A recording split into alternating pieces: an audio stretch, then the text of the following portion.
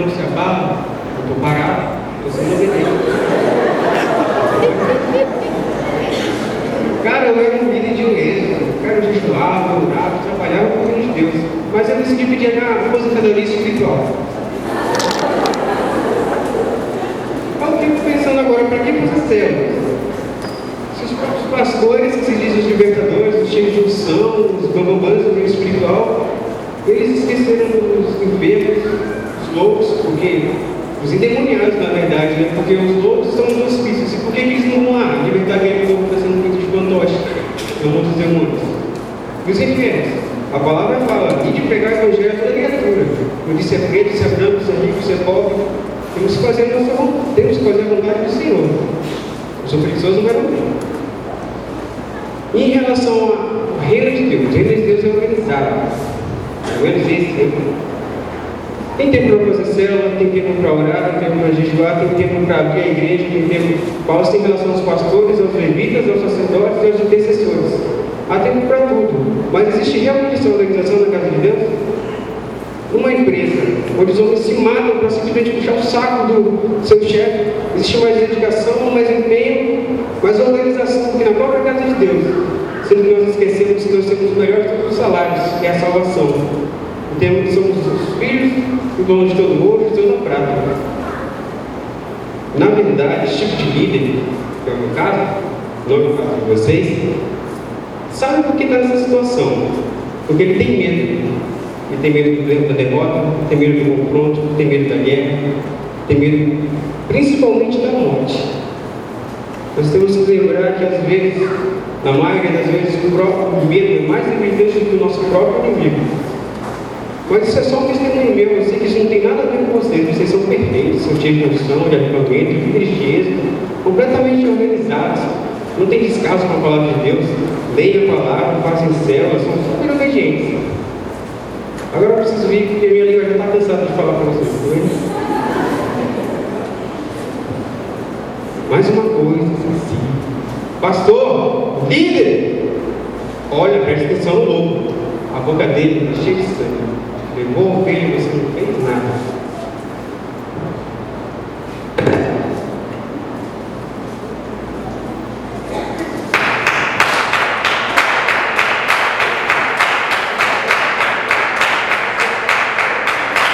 Tudo que tem preço não tem valor. Tudo que tem valor não tem preço. Rebeldia. Rebelde. Rebelde sou mesmo. E ninguém tem nada a ver com isso. Ninguém conhece a minha vida, ninguém sabe como é que eu sou. Por exemplo, lá em casa estamos nós à noite, sentados para assistir a novela. Quer dizer que você assiste novela?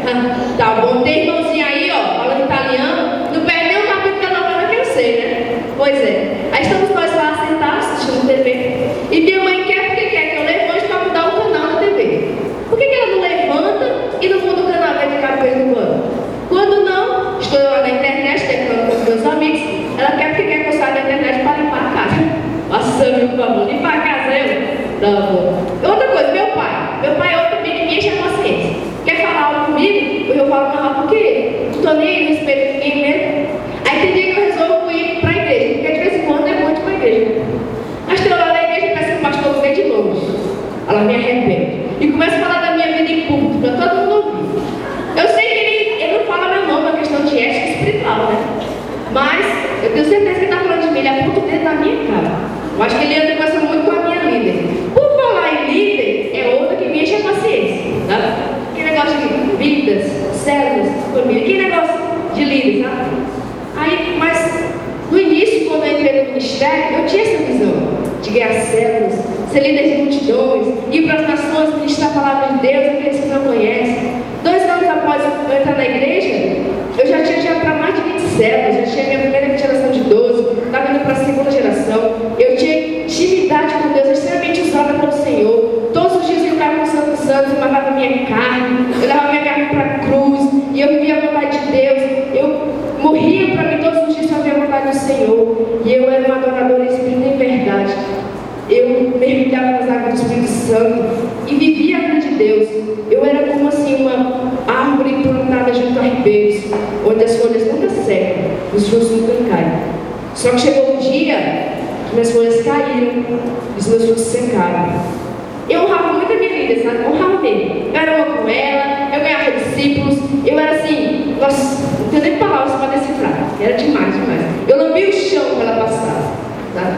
E ela dificilmente me ligava, dificilmente mandava mensagem. Tinha dias que eu faltava culto para ver se ela ligava para mim, mas ela nem estava fazendo. E quando o irmãozinho chegou ontem na cela, ela abriu uma vermelha para ele passar. Ela fazia a multiplicação dos pães, ela transformava água em vinho. Deu lá, né? Largada. Outras minhas discípulas, sabe? Pagava o preço da vida delas, eu passava noites intercedentes, ela era fiel a ela, estava ali sempre com elas juntas, preparadas para qualquer situação. E elas começaram a cair do nada. Caindo. Outras ingratas. Tá? Sabe aquele versículo que diz assim: a quem honra a honra? Por no meu caso era o contrário, a quem honra a desonra, porque o povo não desonrar. Aí eu falei assim: quer saber de uma coisa? Esse negócio de vida, só a minha agora. Quem quiser salvação, que vai atrás. Porque o povo não está nem aí, vai atrás da salvação.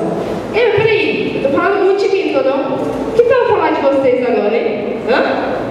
Quantos de vocês são assim como eu, rebeldes?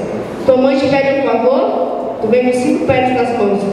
Teu pai quer te dar um conselho, tu tem a palavra prontinha para dizer para ele. O teu líder, hein? Teu líder, tu espera só ele dar um vacilo para tu pecar. O pastor vai viajar, na hora do culto de jovem tu vai lá pro shopping. Tá lá, gastando dinheiro. Ai, tu fala em dinheiro, essa é boa. Quantos de vocês aqui dizimam? Oferta ou compromisso, hein? Tu sabe que se tu não fizer isso, tu está sendo rebelde, porque tu está sendo contra a palavra de Deus. É um princípio que Deus estabeleceu, sabia? Tu também é rebelde, tá? Quantos de vocês, Deus mandar um comando, tu fica, é comigo? Acho que isso é coisa do diabo. Isso é coisa do diabo, não é comigo não. Quantos de vocês são assim? Muitos de vocês aqui são como sepulcros caiados. Isso, boa palavra, sepulcros caiados. Por fora, tão bonitinho, arrumadinho, cheiroso, um sapato legal, uma roupa cara, um perfume granfino, uma maquiagem só para dar retocada na beleza. Mas por dentro vocês são podres, fedorentos, sabia? Quantos de vocês são como eu, sem forma e vazio? Outra, quantos de vocês esqueceram do líder, hein? Que o líder pagou um preço pela tua vida, jejum de oração, e tu não está nem aí para ele, tu engana ele. E Deus te deu autoridade para pisar na cabeça de serpentes e escorpiões. Deus te deu autoridade sobre a terra. E tu renunciou isso por causa de uma pereba. Como eu, por causa de uma pereba, a minha alma está contaminada. Por causa de uma pereba, eu renunciei ao meu chamado. Quantos de vocês estão assim? E outra coisa, eu estou falando de vocês mesmos. Eu não sou como eles, não, que disse que eu estou falando de outra igreja. Eu estou falando de você. E não adianta ficar lembrando do irmãozinho, não, tá? Olha para dentro de vocês e se analise. Quantos de vocês são aqui prostitutos? Quantos de vocês são ladrões? Quantos de vocês acham com preguiça? Não lê nem a palavra. E quantos de vocês são drogados? Quantos de vocês são assim? Hein? Quantos de vocês? Quer saber de uma coisa? Em vez de olhar para mim, por que é que tu não se converte, hein?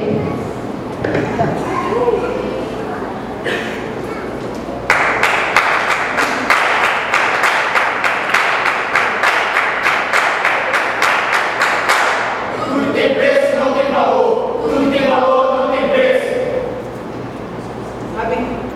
Sabe, igreja, todos esses líderes aqui que vocês estão vendo negociaram o seu chamado. O preço deles foi a prostituição, foi o roubo, foi a rebeldia, a preguiça e a drogas.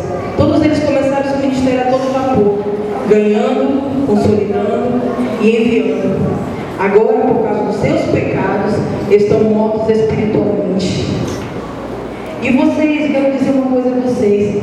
Imagine só, nós achamos que temos o mundo diante de nós. As nossas particularidades sempre estão ficando em primeiro lugar. E o reino de Deus? Nada. Imagine você no dia do julgamento, quando Deus lhe chamar e pedir contas da sua vida. Quando tiver aquele enorme telão, 100 vezes maior do que esse aí que você está vendo com data show. E lá vai ter uma câmera secreta que vai fazer o quê? Revelar os seus pecados secretos. Igual desses líderes que achavam que estavam escondendo o seu pecado do seu pastor, que estavam achando que estavam escondendo o pecado da sua família e dos seus líderes. Mas nada é oculto diante dos olhos de Deus. Quero dizer também outra coisa a você. O que vai ter na sua vida no dia do julgamento? aqui estão dizendo misericórdia, Jeová Jireh agora. Mas fique tranquilo você, sabe por quê? Porque o Senhor não vai expor a sua vida desse jeito. Existem dois tipos de coisa: aquilo que tem preço e aquilo que tem valor. Tudo que tem valor não tem preço. Tudo que tem preço não tem valor. O diabo, ele é o maior negociador. Mas Jesus pagou um preço que o diabo colocou em sua vida. A etiqueta que o diabo colocou, Jesus pagou. A prostituição foi destruída. O roubo foi lançado fora. A rebeldia foi anulada. A preguiça foi cancelada. E as drogas foram lançadas no mar do esquecimento. Amém? E agora eu quero perguntar para você. Esses líderes aqui, agora eles estão libertos, estão curados. E outra coisa, o decreto de morte que havia sobre as suas vidas foi cancelado. O meu preço, o seu preço, o nosso preço foi pago. E fique com essa pergunta para você nesta noite: por que estamos colocando preço naquilo que Jesus já pagou? Mas na hora do Alex não falou não.